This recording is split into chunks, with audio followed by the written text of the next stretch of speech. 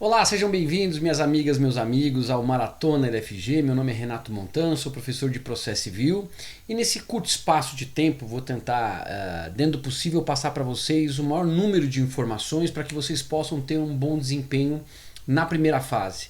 Então é importante a gente ter algumas questões em vista e sobre elas, essas questões processuais, obviamente, que nós vamos tratar, que são muito importantes. Nós vamos nos dedicar a esse período aqui. Primeira questão importante em relação ao que nós vamos trabalhar diz respeito aos princípios processuais. Obviamente que eu vou dar pinceladas a vocês, mas esses são os 4 princípios mais importantes que nós temos no processo civil para o exame de ordem. A gente não está nem falando sobre princípios mais importantes para o processo de maneira geral, porque a gente colocaria aqui isonomia, devido processo legal, publicidade e tudo mais. Primeiro é contraditório. O contraditório ele é regido, vocês vão ler 2 artigos muito importantes, que é o artigo 9º e o artigo 10º, e eles estabelecem o seguinte critério. Ninguém vai ter uma decisão contra si se não teve a oportunidade de se manifestar sobre ela. Basicamente, qual que é a ideia aqui? A ideia é a vedação de decisões surpresa. Guardem essa expressão, porque ela já é quase um princípio. Vedação de decisões surpresa quer dizer o seguinte: você não pode ser surpreendido sobre uma decisão da qual você não teve, sobre um tema, da qual você não teve a oportunidade de se manifestar sobre ele. Tá? Então, por exemplo, se um juiz descobre a prescrição num processo, imagina um processo em curso e no meio do processo o juiz descobre que a pretensão do autor está prescrita. O juiz pode decretar a prescrição de ofício? Pode. Artigo 487, inciso 2. Mas ele não pode imediatamente proferir a sentença. O que ele tem que fazer? Ele vai intimar as partes e dizer o seguinte: digam as partes sobre a prescrição. E as partes vão se manifestar dizendo se há ou não prescrição. Obviamente o autor vai tentar dizer que não há e o réu vai dizer que há. Tá? Então as partes têm que ter a possibilidade de convencer o juiz sobre o tema. Isso é o contraditório dentro do sistema brasileiro. Tá? Você tem que dar ciência à parte da situação, permitir que ela possa reagir e, mais do que isso, permitir convencer o juiz sobre aquela pretensão. Cooperação vem prevista no artigo 6º, também peço a leitura de vocês. Cooperação quer dizer que as partes podem atuar em conjunto para melhorar a prestação jurisdicional. Alguém vai me dizer assim: Renato, mas autor e réu não são amigos. Não, realmente eles não são amigos, realmente existe um conflito. Mas quantas vezes vocês já não viram em guerra adversários se unirem para um bem comum? No futebol, 2 ou 3 clubes, às vezes adversários, opostos, se unirem para fazer um pedido para a CBF, por exemplo. E isso é cooperação. Tá? Um exemplo clássico de cooperação é o negócio jurídico processual, artigo 190. Imagine, por exemplo, que o autor e o réu têm um prazo para se manifestar em 5 dias sobre a perícia. E vamos imaginar que o prazo é muito curto porque a perícia é muito longa. O autor e o réu podem fazer uma petição em conjunto pedindo a dilação desse prazo? Sim, isso é cooperação. O outro princípio, talvez na minha concepção o princípio mais importante do direito, é o princípio da primazia do mérito. Primazia quer dizer prevalência, preferência.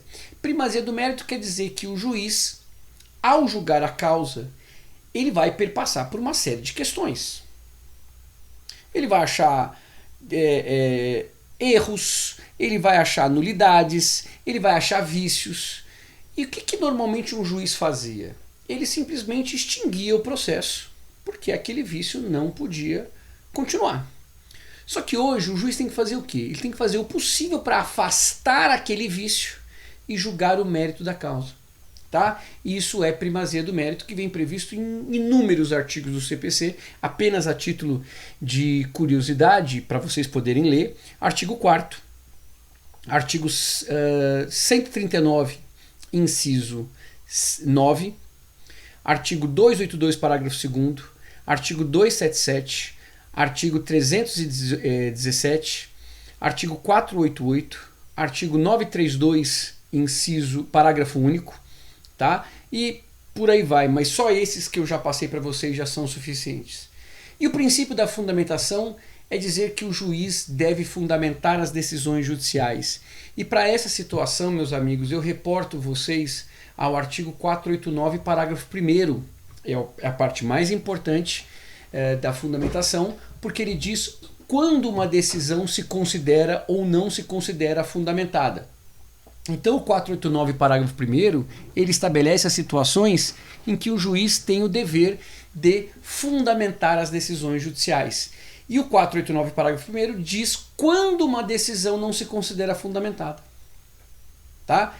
Então, apenas alguns exemplos. O juiz não pode simplesmente colocar um artigo de lei sem explicar por que ele se aplica ao caso.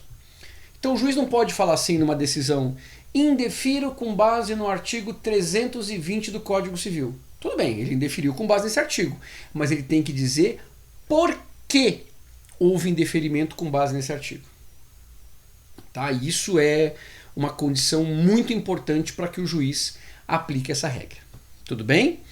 Bom, dando prosseguimento, vamos falar um pouquinho sobre competência. Competência tem várias definições. Há quem defenda, como o Atos Guzmão Carneiro, como limite da jurisdição, né? Como a divisão da jurisdição. Há outros que dizem que, na verdade, a competência é a divisão do trabalho do Poder Judiciário. Sim, é basicamente isso. Competência é dividir entre o juiz o que eles devem fazer. E a competência ela é classificada em competência absoluta e competência relativa. Como é que a gente pode dividir isso? Bom, a competência absoluta é a competência que tem um interesse público, ou seja, são regras de divisão de trabalho dos juízes, lembra disso, tá? Competente é o juiz que é eleito para o processo, né? Ele é designado para o processo com base naquilo que a lei estabelece. Eu já vou explicar isso para vocês. E o juiz incompetente, consequentemente, é o juiz que não possui essa prerrogativa. É o juiz que foi escolhido para aquele processo com base em outros critérios. E a gente vai entender isso. Quando o critério for muito grave, é porque nós estamos violando normas de ordem pública. E aí a competência é absoluta. Quando o critério não for tão grave, a competência é relativa. É por isso que a competência absoluta é de interesse público e a relativa ela foi criada para atender o interesse das partes. Nós vamos entender isso. A competência absoluta ela é material, funcional ou em razão da pessoa. A relativa ela é territorial ou pelo valor da causa. Se um juiz recebe uma causa, ele pode se declarar competente de ofício? Se nós estivermos falando de competência absoluta, ele pode, tá? Porque a competência material, funcional em razão da pessoa, ele pode. Então, vou dar um exemplo para vocês. Competência material é de matéria. Eu distribuo uma causa cível perante um juiz da vara de família. Neste caso, o juiz pode se declarar incompetente, tá?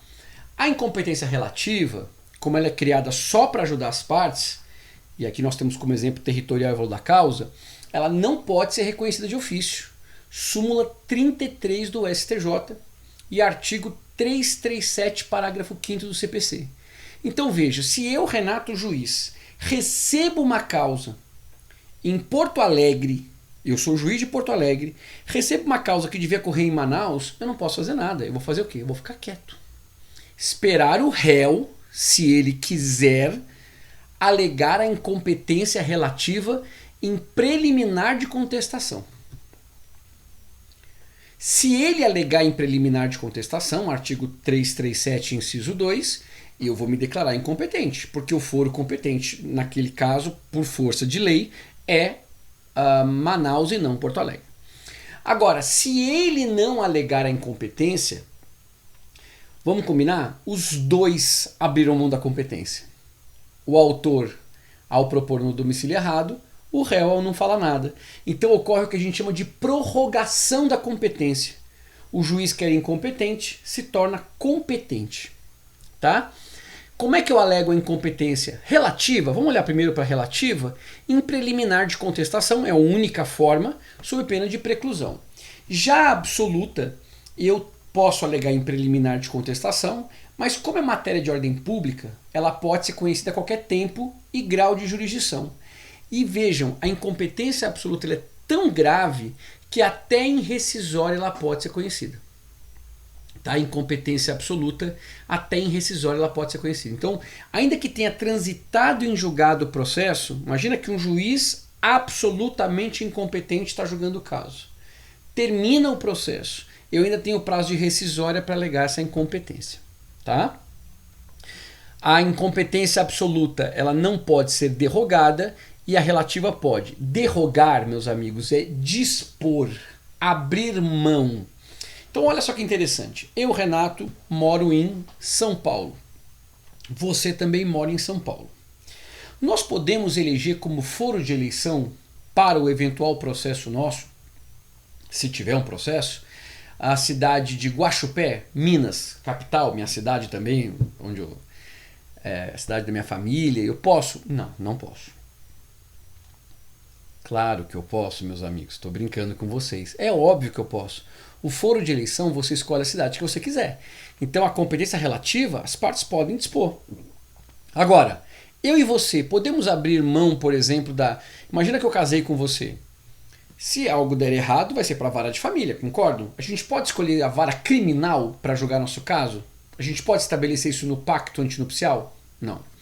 Imagina só que eu e você somos muito amigos, e aí eu falo assim para você, putz, se esse contrato que nós estamos assinando aqui não der certo, ele vai para o judiciário, né? É. E se for para o judiciário vai demorar anos, porque vai ficar em primeira instância, segunda instância, vai gerar um desgaste. Vamos fazer o seguinte, vamos pular algumas instâncias, vamos falar que fique eleito o STJ para dirimir quaisquer controvérsias desse contrato? Não. As partes não podem dispor sobre a competência absoluta, mas as partes podem dispor sobre a relativa, estabelecendo, por exemplo, o foro de eleição. Tá? Aqui é uma regra que se aplica para os dois. Na verdade, os dois últimos quadrantes se aplicam para os dois. Primeiro, vamos falar do de baixo primeiro. Não cabe agravo de instrumento. A decisão sobre competência não cabe agravo de instrumento. Apesar do STJ entender isso, eu acredito que a OAB não vai te questionar dessa maneira, porque no CPC não é uma das hipóteses do artigo 1015. Vocês lembram que o rol do agravo de instrumento ele é taxativo e essa questão aqui não cabe. Quanto a translatio iudice, o que é translatio iudice? É o seguinte, quando o juiz é declarado incompetente, ou de ofício quando for absoluta, ou por provocação quando for relativa, não importa. O que importa é que o juiz foi declarado incompetente. Tá? Então o que ele vai fazer aquele juiz incompetente? Ele vai extinguir o processo? Não. Até pelo princípio da primazia do mérito, ele vai remeter para o juízo competente. Ao remeter ao juízo competente, o juízo competente agora terá a opção, o novo juiz, né, o atual juiz, de anular tudo que foi decidido, manter tudo que foi julgado até então, ou selecionar o que vai ser mantido e o que vai ser descartado. Isso se chama translatio iudice. Ou seja, é a opção que o juiz, que o novo juiz, que o juiz competente tem, de escolher que quando ele receber o processo do incompetente, ele pode falar o seguinte, olha, apesar dele ter sido incompetente, no sentido, não pelo amor de Deus, de trabalho, mas no sentido de competência processual, tudo que ele fez está certinho, vou manter. Não, eu não concordo com o que ele fez, vou anular. Não, isso aqui eu concordo, isso aqui eu não concordo e decide. Isso é translatio iudice. Tá? Vamos falar do terceiro tema importante aqui. Deixa eu passar aqui para vocês. Que são figuras semelhantes que nós temos que tomar muito cuidado com elas. A substituição processual, sucessão processual e a representação. Lembre, para começar, meus amigos, que substituição processual tem um sinônimo no direito. Chama-se legitimação extraordinária. Substituição processual chama-se legitimação extraordinária. Então, substituição processual é sinônimo de legitimação extraordinária. Que nem falar mandioca, macaxeira, aipim. Tá? É isso. Tudo bem? Que nem falar Tangerine e Morgote, que eu acho que é a mesma coisa, né? Pelo menos eu sempre aprendi assim, de repente tem uma variante aí que a gente não sabe, mas é isso. Tá? Então o que é substituição processual? Substituição processual é aquela situação em que o sujeito ele vai agir em nome próprio, direito alheio. Tá? Na substituição processual, você age em nome próprio, direito alheio. Que situações são essas? São aquelas situações, por exemplo, do Ministério Público, que vai entrar com uma ação civil pública, agindo em nome próprio, direito de outra pessoa. Tá? Ele entra com uma ação para discutir o meio ambiente. De quem é o meio ambiente? De toda a população. Então ele age em nome próprio, direito de outras pessoas. Outro exemplo que nós temos é a sucessão processual. A sucessão processual é diferente. O fulano ele vai agir em nome próprio, direito próprio. Tá? Quando a gente pensa em sucessão, qual é a primeira coisa que nos vem à cabeça? Herança, morte. Imagina, por exemplo, que meu pai entrou com uma ação na justiça contra alguém cobrando uma dívida. Tudo bem? No meio do processo ele morre. É uma dívida de 50 mil reais. O fato do meu pai morrer, acabou o processo? Não. O processo vai ficar suspenso. E os herdeiros, claro, eu não vou entrar nos detalhes, mas vocês sabem, né, que quando a pessoa morre, suspende o processo, o artigo 313, inciso 1, aí o espólio assume e depois os herdeiros. Mas vamos esquecer o espólio um pouquinho. Morreu o sujeito e entra os herdeiros. Os herdeiros vão ingressar na ação. Olha aqui no quadrante, ó. Quando os herdeiros entram, eu e meus 2 irmãos, por exemplo, tá? Renato, Cláudio e Eduardo, meus 2 irmãos, nesse caso, nós vamos entrar como? Com o nome próprio, porque é o nosso nome que vai estar no processo, direito próprio, porque o direito é nosso. Ah, mas era do seu pai. Sim, mas ele morreu, agora eu sou herdeiro. É diferente do Ministério Público. O Ministério Público age com o nome próprio, é o nome do Ministério Público, interesse de outra pessoa. Tá? Interesse de outra pessoa. Tudo bem? E por fim nós temos a representação. A representação é diferente dos dois, porque a pessoa age em nome alheio, direito alheio. E aqui nós temos um exemplo clássico, que é a mãe representando o filho num processo. Imagina só que eu me separei da minha esposa, a minha esposa resolve pedir alimentos para minha filha. Mas na verdade quem está pedindo não é minha mulher, é minha filha. Minha filha que quer alimentos. Ela é a parte. A mãe é apenas representante. Então a mãe vai agir em nome alheio, direito alheio. Tudo bem? E depois nós temos o litisconsórcio. Litisconsórcio é a pluralidade de partes dentro do processo. Tá? Litisconsórcio é a pluralidade de partes dentro do processo. E aí nós temos o litisconsórcio multitudinário, simples e unitário, facultativo e necessário, e o alcance das condutas são as questões que nós vamos trabalhar. O que é litisconsórcio multitudinário? Quantas pessoas podem litigar em litisconsórcio? Nós não temos esse número. Tá? Nós não temos esse número. Não existe um número máximo. Mas eu também não posso colocar, sei lá, muitas pessoas, porque esse número muito grande ele pode prejudicar o andamento do processo. Então, a lei permite o juiz limitar o litisconsórcio quando ele entender que o número excessivo de pessoas pode gerar prejuízo para a defesa ou para a rápida solução do litígio. A palavra multitudinário vem de multidão. Então, quando o juiz verificar que tem muita gente, ele fala, peraí. Tem 100 pessoas aqui como réus e, gente, o número muito ou pouco vai depender do juiz à luz do caso concreto. Tá? Não dá pra gente falar mais de 50, menos de 30, mais... não dá. Então vamos imaginar que num caso concreto o autor propôs uma ação contra 100 réus. O juiz entendeu que é muito. Então ele divide, por exemplo, em 10 processos de 10. Tá? Litisconsórcio simples é aquele em que o juiz não é obrigado a julgar igual para todos os litisconsortes. Né? A gente tem vários autores ou vários réus, o juiz não é obrigado a julgar igual para todos. Já no unitário, o juiz é obrigado a julgar de maneira igual para todos os litisconsortes. Tá? Vou dar um exemplo para você de unitário, que é a regra. Se eu entro com uma ação para anular um casamento, eu, Ministério Público, entro com uma ação para anular um casamento, eu vou anular para o marido e para a mulher.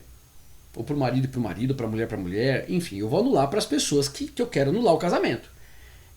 Não dá para anular para um e não anular para o outro. Isso é unitário. Agora, no simples, nós temos situações em que a decisão não vai ser igual para todos. Por exemplo, uso capião. Uso capião, quem é réu numa ação de uso capião? O proprietário e todos os vizinhos. Obviamente, o proprietário e os vizinhos não vão ter o mesmo resultado. Tá? Litisconsórcio facultativo, que é a regra, é aquele que eu posso propor a ação. E litisconsórcio necessário é aquele que eu devo propor a ação. Tá? Facultativo é aquele que eu posso, necessário é aquele que eu devo propor a ação. Tudo bem? E quando é que eu devo propor a ação nos termos do artigo 114 do CPC? Quando a lei impuser, então nós temos casos em que a lei impõe, e quando, nós não temos que decorar esses casos, e quando a relação ela for, como eles chamam de inscindível, é uma relação que não consegue se desmembrar. Tá? São aquelas situações em que o juiz tem que julgar igual para todo mundo. Então ele também é necessário. Tá? E a pergunta é, o ato praticado por um litisconsorte alcança os demais? Imagina que a gente tem 3 litisconsortes, só um contesta. A contestação dele ajuda ou atrapalha os outros? Um só recorre, o recurso dele ajuda ou atrapalha os outros? Para responder isso a gente tem que saber o seguinte: se o litisconsórcio for simples, ou seja, o juiz não precisa julgar igual para todos, cada um cuida da sua vida. Então, se nós temos 3 litisconsortes e somente um contesta, a contestação dele atinge somente a ele e não aos demais. Se nós temos, se um recorre, o recurso só aproveita a ele e não aos demais. Se um confessa, a confissão atinge a ele e não aos demais. Agora, se o litisconsórcio for unitário, ou seja, a decisão tem que ser igual para todos, o ato de um alcança os demais. Então, se um contestou, mesmo que os outros não contestem, eles não serão revéis, porque eles serão aproveitados pela contestação, já que a decisão tem que ser igual para todos. Tudo bem? Meus amigos, muito obrigado, boa sorte, espero que vocês se deem muito bem na prova. Até mais.